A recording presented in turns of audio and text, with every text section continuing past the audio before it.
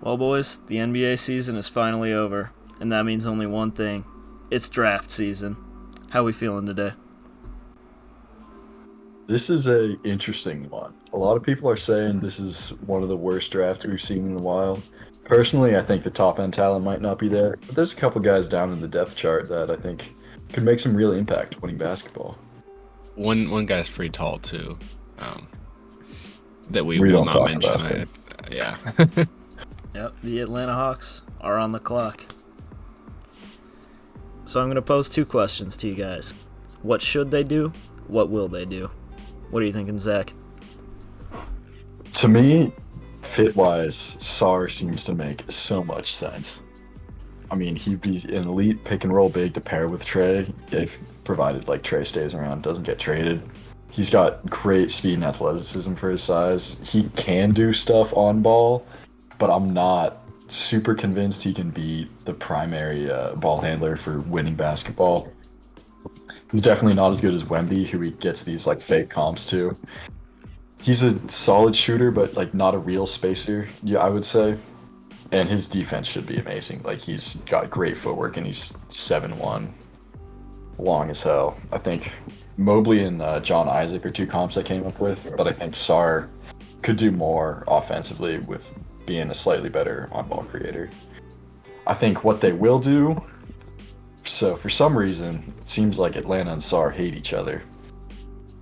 I think that probably leads to them picking Risa Shea, which a lot of scouts seem to think is the second best player. I don't really see it, especially fit wise.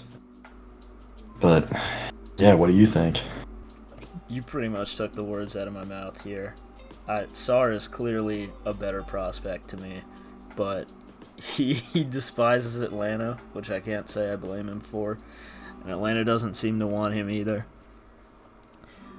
Now, even if you're not picking Sar, I'm not necessarily sold on Risa Shea number one, but that definitely seems to be what they're gonna do. That's what all the rumors say. Every mock draft has this. It's pretty much locked in, it seems. And I could see him being a good player. I could see him contributing. But I don't ever see him being worthy of the first overall pick, if I'm honest with you. Yeah, I basically agree with that. Like I don't know why we have to have all this where I mean, I guess it makes sense to like see what the player thinks of the place they're going to, but I mean, bro, you're from France. It's like you don't it'll be interesting to see which one of the Frenchmen they take. But yeah, I do generally agree that Sar would be a better like selection. And yeah, I don't know if Risache is just gonna get lost in the wing depth there and never really get a full opportunity.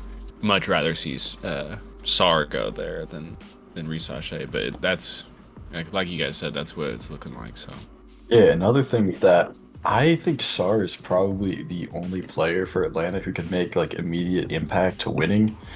And to me, it seems like Trey is going to be gone if they don't either make a signing or, do something to move themselves from this mediocrity that they've been in. I think if you don't go with Sar, you're pretty much saying goodbye, Trey. Even if that does happen and Trey leaves, gets traded, whatever, I think Sar is a better piece to build around rather than Risache. So either way, I think Sar is a much better pick. I don't exactly know what the Hawks are doing, but they seem to be locked in on not doing what we think. Truly an unserious franchise down there in Atlanta. We were aware of this. All right, moving on to an even less serious franchise. What do you guys think the Wizards will do with the number two pick? Well, I mean, since we all seem to agree that Atlanta's going with Risache, the pick here is really, really obvious. They should and probably will just go with Alex Sar. Yeah, I'm with you. By far the best player available. Yeah, they don't really have the tools to develop him. Their development of bigs has been pretty rough in the past, but I mean, you just have to take that risk and go with, the 7-1 ball skills. It seems like a pretty obvious choice. yeah, I agree, and I think that I mean it's a pretty easy call that it's Sar and Risache are 1 and 2 or 2 and 1. So like it's gonna be one or the other for the Hawks and one or the other for the Wizards there. So not too hard of a call here, I don't think. No, I mean the fit is obvious. So if Atlanta does the right thing and goes with Sar, I think I would love to see Reed Shepherd in Washington. I agree. You know, kind of the combo guard that they were looking for Poole to do, except a legitimately great shooter and, you know, can create his own shot, also does off-ball stuff, has the creation to run an offense through him. Also, randomly has a 40-inch vertical despite really not taking it to the rim a whole lot. And defensively, I mean, he's a 6'2" white guy. He's not going to make too much impact. But I think I would love to see him running an offense with Kuzma doing his off-ball stuff and Koulibaly as well. Yeah, for sure. I think Shepherd makes a lot of sense there too. A lot of players make sense in Washington because their roster is dookie. I think the most likely scenario on draft night is that Sar is going to be there and they won't think twice about it because it's an obvious pick. But if there's a team that's going to fuck it up, it is the Troy Weaver-led Washington Wizards. But regardless, I am going to lock in Sar as our pick. Moving on to the third overall pick, we have the Houston Rockets jumping up the lottery here. I mean, if we're saying Shepherd is available, I don't see how you could not go with him. I think a real spacer to pair with Van Vliet would allow Jalen Green, Whitmore, and Amen like the space to get to the rim effectively, which is going to kind of kickstart that offense. Yeah, 52% shooter in college. I think this is a pretty obvious choice. It fits what they need, and I think he's probably the third best player anyway. Yeah, I think he makes a lot of sense. He's, like you said, an absurdly good shooter, weirdly athletic. From what I've heard around the rumor mill, Houston seems to absolutely love him. So if he's here at 3, I think they're sprinting this pick to the podium. I don't think there's any discussion about who it would be. Yeah, I generally agree. The only concern there is like him being too small and stuff. When you already have Van Vliet getting paid like an exorbitant amount of money, he's like 6 foot, and then I think Jalen Green's like 6'6", 6'5". It'd be an interesting fit there, but it could be done, and it probably will be done. Just because it doesn't look like there's much talent up there. They already have Şengün at the center position. So even if Sar were to fall more, not really a reason to pick him there. So I think it's setting up a pretty easy call there. You could definitely let Şengün stop you from drafting Sar, or especially Klingon, but you definitely don't let Fred VanVleet stop you from drafting Reed Shepherd. The Van Vliet, Reed Shepherd backcourt would be so horrible defensively. But you've got Jalen Green, I think, can develop into a decent defender with his athleticism and frame. You've also got Amen. So I think you can work your way around that. And also, I don't think Van Vliet's long term. I would imagine they let him go in free agency in, I think, 2 years. By the time they're really trying to contend with this core. Yeah, definitely agreed. So I'm going to lock in Reed Shepherd as the third pick. Next up, the fourth overall pick, the first of 2 Spurs picks. What are we thinking on this one? This might be a little controversial, but I think the Spurs should go with Nikola Topic out of Serbia. He's gotten some hesitancy from teams because of a knee injury and his lack of shooting, but I really think he's too good of a prospect to let fall too much further, especially when paired with Wemby. He's, a big point guard who can handle the ball, score in the paint very well. As a creator, he's more of a perimeter creator than a driving kick guy like Luka was. His shooting is below average. It's, I think, 30%, so not horrible, but for a guard position, you'd like to see more. He is 19 years old. I think might be the youngest player in this draft, so I think if he can improve that, he'll be a very good player.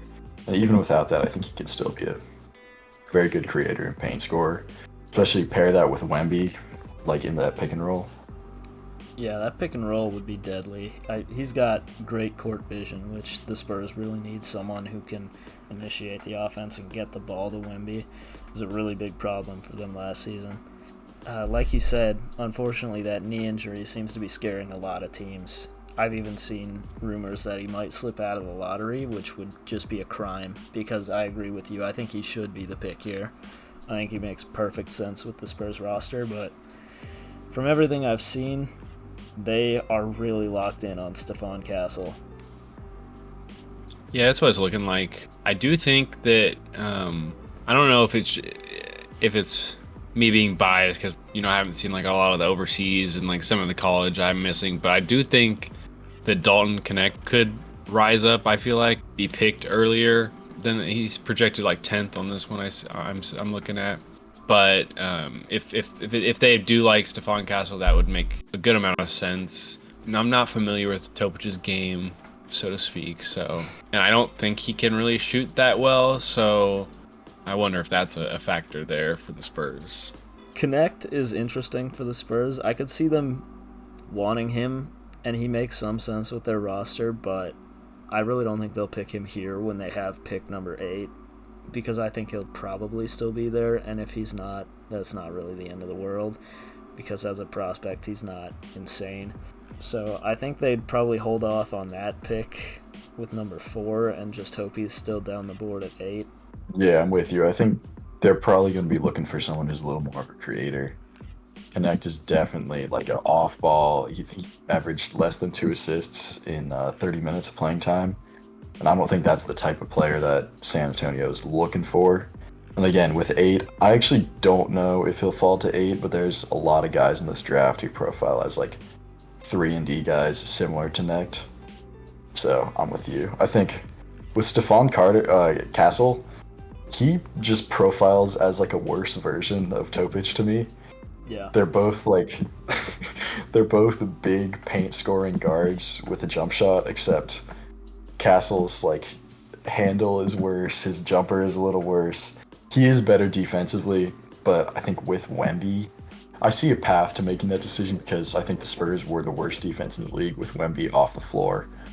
But I think with Wemby stepping up and playing more than like 25 minutes a night, you can kind of put that off for a draft with some better prospects. I mean, if they're very concerned about the knee injury, then sure, but I think, like I said, Castle is just a worse version of Topic at pretty much every aspect of the game. Yeah, I do think defense will be probably the biggest factor there because they probably want Wemby to put less energy into having to contest every single shot at the rim because they have no one to guard at the point of attack. And, I mean, I think Castle's a fine ball handler. He's a fine distributor. He'll work just fine for them. I think he's good enough that it makes sense to draft him, especially if they know more about Topic's knee injury than us. I do think that's what they will do, and I don't think it's a bad pick, even if it's not exactly what I'd do. Yeah, you're definitely right. I think that's probably what they will go with. And if you take a real shooter at 8, which there's a lot of in this draft, that fit makes even more sense. Moving on to perhaps the least serious organization in professional sports. What do we think the Pistons will do? Oh my god, I mean, they just need every position. I think they probably go with a shooter that is by far their biggest weakness. The team shouldn't actually profile to be that bad. The issue is they have no space for their, big slashing wings to operate. So with that, I think we're looking at either Buzelis or Necht. I think Dalton Connect is going to be the better fit there. He's a better shooter than Buzelis. He's not the creator that Buzelis is, but they don't really need that with Cade. So I think that's who I would advocate for at 5. I could definitely see it, and I could definitely see them doing that. I don't know how smart of a pick that would be in the grand scheme of things, but I for sure love that pick for them. Not for as familiar with Buzelis' game, but it does seem that they need another guard shooter to put up there with Cade, and Connect seems like a pretty solid option. Yeah, the Pistons are tough for me because when your team is this bad, as bad as they were last season, I think you just need to pick someone you think could be a real difference maker in the future. I think Connect is much more of a win-now player. He's like a 3-and-D guy who's 23 years old, which if your goal is to be a little bit better as the Pistons next season, that makes sense to me. But I think what they probably should do, and what I think they will do, is draft on potential and take Buzelis. Yeah, no, that sounds like a very Pistons thing to do. Yeah, take a guy with decent potential and then just ruin Yeah. him. That probably is what Exactly. Yeah. Never develop him. The famous Detroit Pistons developmental staff. Who is that? That was Killian Hayes. That was like the worst possible shooter like in NBA history. So perhaps the worst player of all time. yeah. Legend of the game. Yeah. You're right. You probably do want to go with the higher potential guy if you're in Detroit's scenario. I just think Matas is his three ball is just not gonna aid the Pistons. Granted, he could improve it. I have him comped to Jeremy Grant, who developed into a 40% shooter. I just don't know if Detroit has the ability to do that. I mean, they've had a lot of guys where it's like that's their one thing they're missing. We'll just develop that, with Cade, with Ivy to a point, with Hayes, obviously. And I think just taking another guy where it's like all he needs is a three is like repeating the same move and expecting it to turn out differently. Yeah, I don't know. To me, connect to the Pistons sounds a lot like a Corey Kispert type pick, where it's like, this guy is just a catch and shoot player. What is he doing on an awful rebuilding team? The only scenario where he'd contribute would be on a contender. I don't think he even raises your ceiling long term. He raises your floor for a couple seasons, but I don't know, he's an old prospect who only shoots. I just don't see it with the Pistons, to be honest. And they kind of got fucked getting the fifth pick here, because everyone who could change their franchise is pretty much gone at this point. Yeah, it is some terrible luck from them. I definitely see what you're saying. He is 23. I did kind of forget about that. He would realistically be taking minutes from Ivy, who is probably their second best player. So I can see what you're saying there. We can lock in Matas at 5. Our mock is looking exactly the same as what the rumors are saying is going to happen. According to those same rumors, this is where the draft starts, because no one knows what the hell is happening from here on out. How are we starting it, boys? Oh, man. I think with Charlotte, they really should be better than they are. Melo being out so much obviously didn't help. I think Tidon Salawan makes the most sense. He's definitely a high upside, low floor guy, but I think a lot of the guys left in this draft that are maybe have a higher floor than Tidon are kind of at positions and roles that Charlotte already has filled. And also Charlotte being so bad, might as well take a risk. I think Salawan being like a great, halfback diver, basically. He's like definitely a bit of a Giannis comp without some of his abilities. He's really going to thrive in the space provided by Brandon Miller and healthy LaMelo Ball. He's also got a bit of a jumper. A lot of outlets are kind of overrating that. He's 35% over his past couple of years, but it's been a declining trend. I think he was 40 like 3 years ago, and then 35, and then 30 in his most recent season. That to me is not a good sign. But I think with being such a good transition finisher and just rim driver, he would really thrive in the Charlotte system. A pick like that is probably what I'd do if I was Charlotte. I would look at other guys, and I probably would end up on, I don't know how to say his last name, Salone is how I've heard it, but that's probably not right. What I think they will do is a slightly different direction. I think they're looking at Donovan Clingan, which would be really funny because they have him. He's Mark Williams. Yeah. But from what I've seen, they like him a lot. They've been looking at him. They're not sure if he's going to fall to them, and because of that, I think psychologically they're going to think, oh, he fell to us.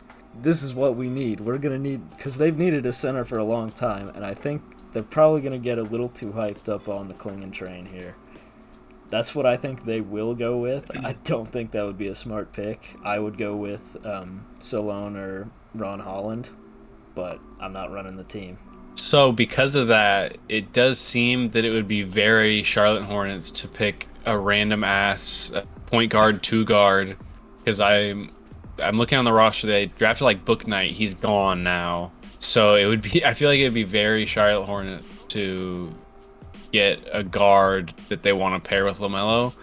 I mean, roster wise, it does look like some sort of backup guard would be something good to have. I could see them overpaying for and drafting some guard really soon. That just seems like a very Hornets.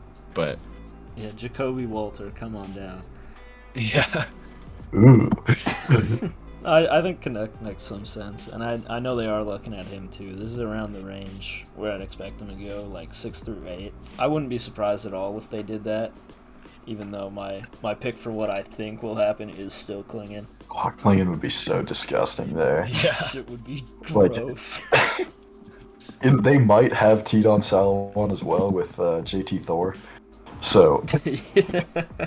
I mean, I could definitely see Connect going there too. I mean, if they like the guy, they do probably need a 2. I think Miller is probably profiling more as like a 3 than a like 2-3 guy like Paul George. So I could see Connect going there. I'll lock that in. All right, I'm gonna cede the floor to you here, Zach. Yeah. All right. My Portland Trailblazers are in possession of the number 7 pick, and with that, I think they're taking Giannis with a jumper. Tidon Salomon, you are getting the call. Welcome to Portland. Portland is totally okay with taking a risk.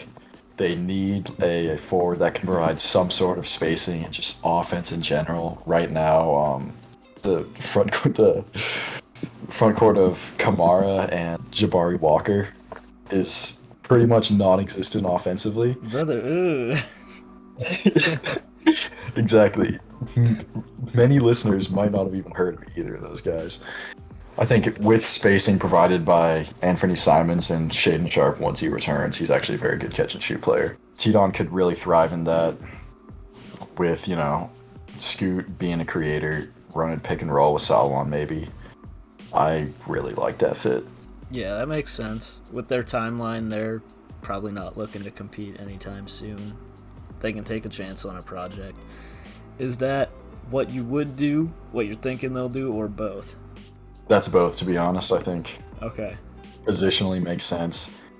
Probably something Portland would do. They have not been afraid to take risks, like taking Sharp at 7 2 years ago. Also a huge risk that they went with and mostly panned out, I would say. So I think front office, definitely something I could see them doing. Yeah, I think that makes a lot of sense. I would be fine to lock that in. You're definitely the expert around here on the Blazers. I know we've kind of been finding where Klingen's gonna go, but the Blazers have their center of the future Dwap Reith, so The GOAT It's- himself. So real. Yeah, I've seen a lot of mocks saying Klingon to Portland. I've never understood that one. I think Aiden, especially through the second half of the season, showed he can be our long-term center. I think definitely enough to warrant another season or two. I think the front office hasn't seemed to be... They haven't put out any word on Klingon. I don't even know if they've worked him out. I would imagine they have. But I know there's been a couple sources saying they're excited about Salomon. You have to consider, though, that the Blazers do love them a big white guy. Mason Plumlee, Cody Zeller, Myers Leonard, Zach Collins. Keep rolling for days. Many such cases. Sam Bowie. We don't need to talk about Sam Bowie. Actually, I've never even heard of him. I have no idea who that guy is. Number 8 overall, the second Spurs lottery pick. What direction do you think they're looking here? All right, so I think I like Devin Carter at 8 for San Antonio. Definitely like an off-ball guy. Also, very much two-way guard. I think he's probably the best perimeter defender in the draft. Really long wingspan. I think he's 6'3" with a 6'9" wingspan. I think, being a almost 40% three-point shooter should really work well with the spacing, especially with Castle not being able to provide that. I do see him sort of as a 2 guard in the league, even though he can kind of handle the ball a little bit. This does make a lot of sense. It's a similar pick to Castle, but I think they need more than one player like that. Their perimeter defense was really terrible, especially against guards. And from what I've seen, the Spurs really do like Devin Carter. So I think the pick makes a lot of sense. Is this exactly what I'd do? Probably not, but if it was what I was doing, the board wouldn't have fallen this way. So with the way it is right now, I probably would go with Carter for them. Yeah, I think it makes sense for them to like take a few swings at some guards. Like if you're gonna have Wemby for like the foreseeable future, like just grab as many of people to pass him the ball as possible. It wouldn't be unheard of to take like two guards at 4 and 8 here. So I don't mind that. Yeah, it makes a lot of sense. I think we're probably good to lock that in. Yeah, definitely. I think Everything we said about Castle, you can just kind of put on Carter too. They're taking the same player twice, except Castle's a little bigger. Yeah, I guess Topic. I remember, a few months ago when we were looking at this, Topic was like top 3 on some of the mock drafts I was seeing. So I don't know if certainly wouldn't be the first like Euro point guard that Popple would take there. But yeah, I'm fine with the Devin Carter. Yeah, I think Topic is definitely best player available at this point. But like positionally, him and Castle both need to be on ball to thrive. Yeah, I think Carter and Castle would play pretty well together. They can both handle the ball. You'll have Castle on ball mostly. Last season's Injury Bowl champions, the Memphis Grizzlies, on the clock at 9 here. What direction do they go? Yeah, Memphis is in honestly a great spot as a franchise. Might not seem like it, but they're a real contender who basically got snuck into the lottery. And I think with that, they're probably taking Klingon at this point. Yeah, they're definitely in need of a center then, because you cannot have Jaren Jackson Jr. at the 5. So I think Klingon makes a lot of sense here. Solid, modern NBA big guy. Good rim protector. Great, finisher. He's huge as hell. 7'2", 285. Comes up, set screens, can run the pick and roll a little. I think it makes a lot of sense. It's a no-brainer. They'll do that instantly. Without him, I've heard they're big on Cody Williams. They like him a lot. And they do sort of need a wing like that, so that makes sense. But it's definitely Klingon if he is here at 9. Yeah, I agree. But there's also the worst case scenario for me, like the most annoying scenario, is that they get like Edie or somebody like that. If they couldn't have got any more annoying, just having a big sloppy 7'5" dude coming down the lane. Yeah, that would be deeply evil, but I think Memphis is actually a serious franchise, unlike many of these other lottery teams. I think they're a little smarter than that, hopefully. Yeah, you don't say no when Klingon falls down the board like this. He's one of the better players in this class, in my opinion, which speaks pretty poorly of the class, but we move. Yeah, I think Klingon especially definitely can contribute right away. I think his game doesn't need a whole lot of development, which fits with Memphis, who's going to look to contend. I mean, literally next season. 10th overall, we got the Utah Jazz. I'm going to defer to you with this one, Nate. I want to hear what you have to say first. Who should they take? If the board is like this, we're in agreement. I don't have to say it. It's Topic. Who will they take? I've heard some things. Now, don't shoot me for this. Okay. They probably will shoot him, though, down there. Oh, no. I hear they like Jared McCain a lot. No. That actually would make a lot of sense. That their offense is pretty swing, and that seems like a solid pick for that. Whether or not he'd last a week there is another question. But. Yeah, there are some obvious problems posed. I just don't get the Kane hype for Utah. I think there's a couple other guys in that role who just do it better. Although, I mean, Topic, best player available. Utah's probably looking for a point guard. I was not super moved by Keontae George's rookie season. I think replacing him is a fine move, especially with a player as good as Topic. You're not moved by Taylor Horton fucker. I don't know. Do we want to go Topic or do we want to? To me, it's either Topic goes here or he slides out of the lottery, which is kind of looking like what will happen, to be honest with you. I think it's reasonable enough and an obvious enough pick to us to lock in Topic here. Yeah, let's do. Even though Alright. They like Jared McCain. I am going to lock in Topic because I think it's more than possible that he goes here. Next up, we have perhaps the second least serious franchise in all of professional sports, the Chicago Bulls, new employer of P. Giddy. Yeah, for me, the Bulls' biggest need is spacing, especially now that they've shipped off like one of the best 3-and-D players for basically a draft bust and no pick compensation. To me, that says Jacoby Walter and Cody Williams, who are both 3-and-D guys who will predominantly play off ball. Yeah, I agree. That's definitely a big need for them. And they need help on the wings for sure. Especially if Zach LaVine's getting shipped off, which he hopefully is if they're a serious franchise. They're not, but we move on. Now, what I would do here is take Cody Williams or Ron Holland, just because they need a wing creator who can actually get the ball in the bucket. These are very different players, though. Cody Williams is to help who they have there right now. Ron Holland would be someone you hope can be like a focal point in the future. And I say all this to say that the Bulls are not serious, which means I think they'll probably go with Jacoby Walter. Yeah, just a unserious franchise, so I don't think it matters who they pick here. I think they'll find a way to screw it up. Yeah, I think Jacoby Walter to me kind of profiles as like a worse Cody Williams, if I'm being honest. Exactly.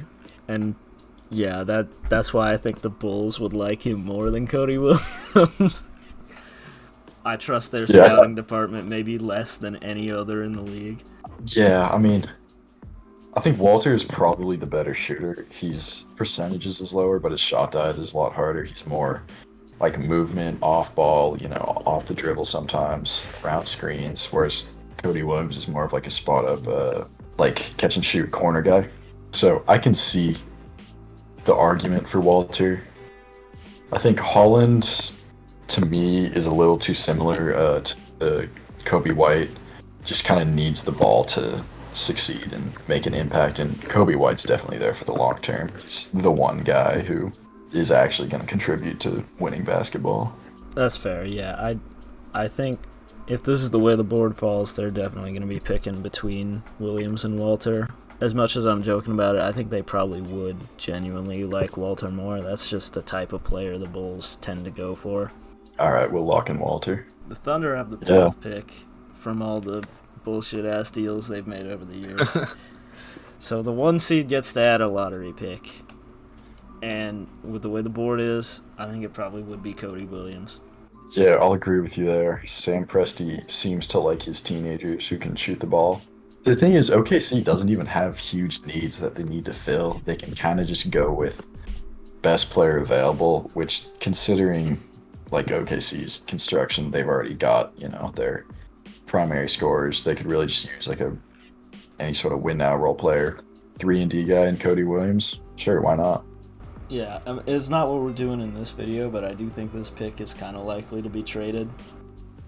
Yeah, I'll agree. It's definitely this is in the Lowry package. But for the purposes of this video, I think Cody Williams is more than the obvious pick here. With the 13th pick, second to last pick in the lottery, Sacramento Kings are on the clock here. What are we thinking for these guys? I'm leaning towards Jared McCain here. I think so I made a lot of my predictions based on the assumption Monk wouldn't re-sign, but he did. But I still think there's a need for shooting in Sacramento. Like, Keegan Murray hasn't had a pretty rough sophomore season shooting wise. I don't know if he'll be a long-term contributor for Sacramento.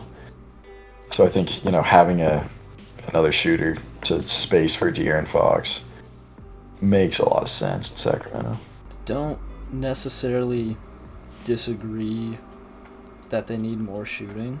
I would disagree on the Keegan Murray point. I think he'll be around.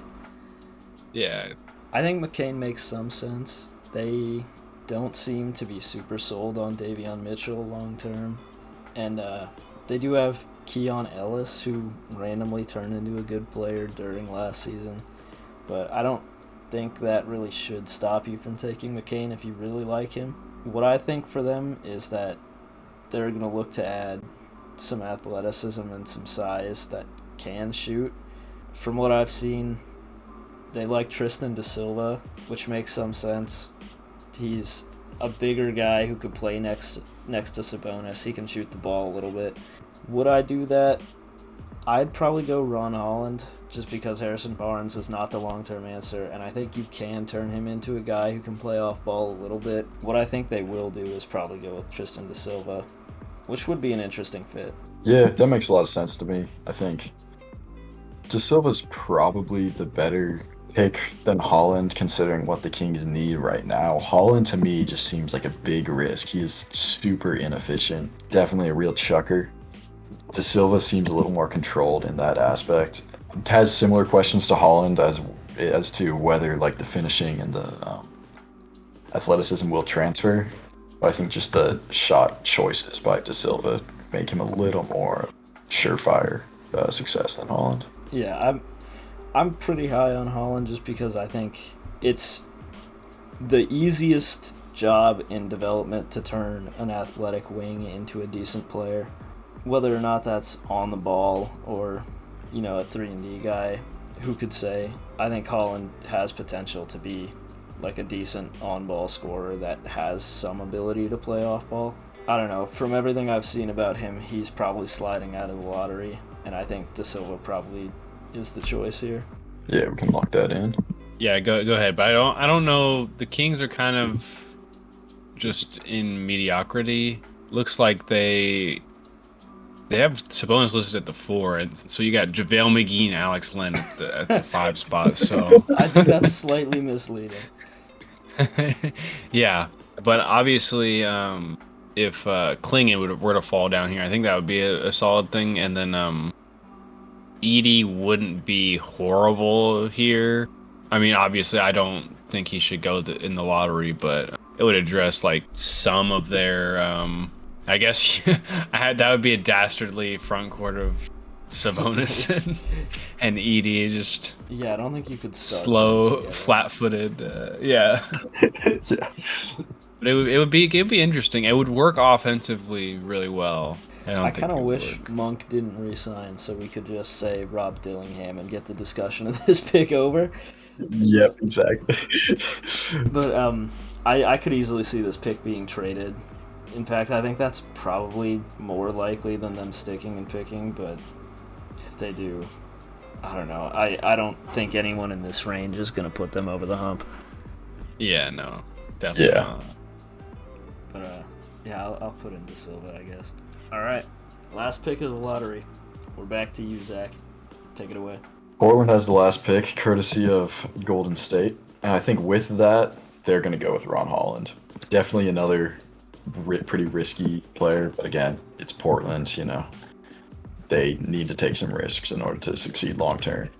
Pretty athletic, dynamic 3-guard reminds me a lot of, or 3-guard, like 2-3, kind of 2-3 hybrid guy. Reminds me a lot of Jalen Green, like athletic, determined, 3-level scorer. Like I said earlier, Holland's efficiency is a little head scratching, and I think Portland's development of players, especially non-guards, doesn't have a great history, but we kind of need to take that risk with a player with as high of a ceiling as Holland, because he's got potential to be like a seriously good offensive player. I have to ask. I'm sure you've seen this mocked 100 times. Oh, Lord. Thoughts on Edey?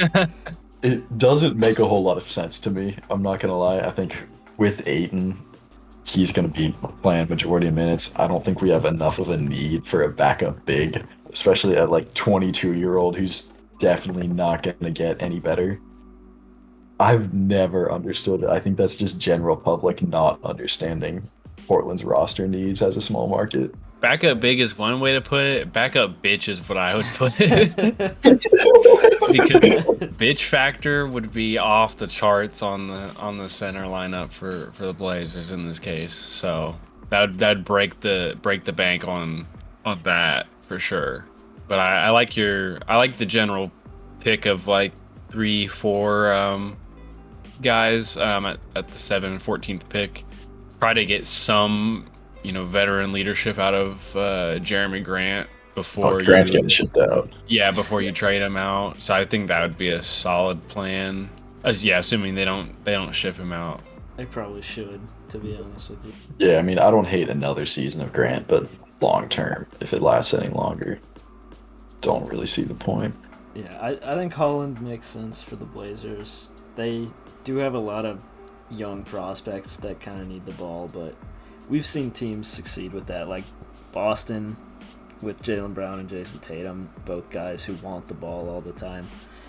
They obviously made it work with the right team around them, so I don't think that's necessarily a recipe for disaster, but I don't know. Portland's in kind of a weird spot here. They're lucky they have 2 first-round picks to kind of take shots on random prospects with.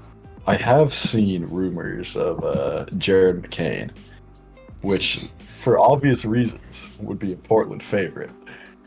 I think positionally, I see why people say it. Blazers need shooting. It's like Scoot is just not developing that in his game from what we've seen. But I think it's just another guard who is going to command the ball, who's going to clog up our already pretty deep rotation of young developing guards who want the ball. So I can see it, but it doesn't make as much sense. Yeah, you thought 3 guard lineups with Damian Lillard was bad. Now have 3 guard lineups with Scoot, Simons, and Jared McCain on. Thank you, Chauncey Billups. Your official pick is Ron Holland here. Yeah, for sure. That does it for our lottery mock draft. This has been Fuck It We Ball. I'm Nate. I'm Zach. And I'm Ben. Thank you guys for watching. Make sure to like and subscribe so we can stack that paper.